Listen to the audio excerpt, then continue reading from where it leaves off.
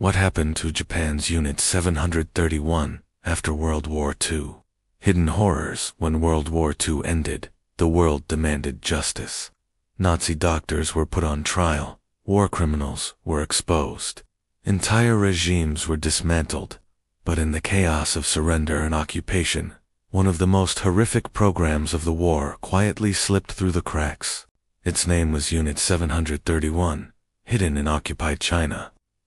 Unit 731 was the center of Japan's biological and chemical warfare program, behind barbed wire and false hospital walls. Japanese military scientists conducted experiments so brutal that even decades later, many records remain sealed, destroyed, or disputed. Prisoners were infected with plague, cholera, and anthrax. Human beings were frozen alive, dissected without anesthesia, and used to test weapons designed to spread disease across entire cities. When Japan surrendered in 1945, the evidence should have led to war crimes trials on the scale of Nuremberg. Instead, something else happened. As Soviet forces advanced into Manchuria, Unit 731's facilities were hastily dismantled. Prisoners were executed. Buildings were blown up. Documents were burned. By the time Allied forces arrived, much of the physical proof was gone, but the scientists were still alive, and they were valuable. As the Cold War began almost immediately after World War II, the United States found itself in a new arms race, one involving biological warfare.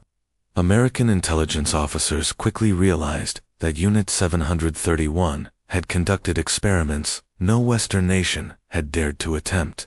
Data gathered through unimaginable cruelty now represented years of research the U.S. did not possess.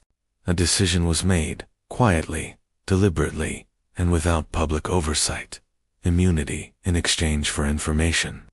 Rather than prosecute the leaders of Unit 731, U.S. authorities negotiated secret deals. The architects of the program handed over experimental data, test results, and operational knowledge. In return, they were shielded from war crimes trials. Their names were excluded from indictments. Their actions were classified. Justice was traded for science. The man at the center of it all? General Schur? Ising never stood trial. Instead of prison, he lived freely in post-war Japan. Other Unit 731 members went on to become respected doctors, professors, pharmaceutical executives, and government advisors. Some helped build Japan's post-war medical institutions. Others published research, stripped of its origins. The victims were never acknowledged. China demanded accountability, but its claims were dismissed during early Cold War tensions. The Soviet Union did hold trials in Khabarovsk in 1949, convicting several Japanese officers for biological warfare crimes. Western nations largely ignored these proceedings, labeling them propaganda. For decades, Unit 731 officially didn't exist. Japanese textbooks omitted it. Survivors were silenced. Families of victims received no recognition, no reparations, and no apology. Even discussing the unit publicly was discouraged. The horrors were buried beneath political convenience. But silence has limits. In the 1980s and 1990s, survivors and historians began forcing the story into the open. Testimonies emerged. Former members admitted involvement. Physical evidence was uncovered at former sites. Slowly, the truth became undeniable. What shocked many was not just what Unit 731 had done, but what happened afterward. Unlike Nazi doctors, whose crimes reshaped medical ethics through the Nuremberg Code, Unit 731's legacy was absorbed without consequence. The data influenced biological research. The perpetrators reintegrated into society. The victims were erased from history. This raises an uncomfortable question. If the information had been obtained ethically, would it have been considered groundbreaking? And if it wasn't, does using it make those who accepted it complicit?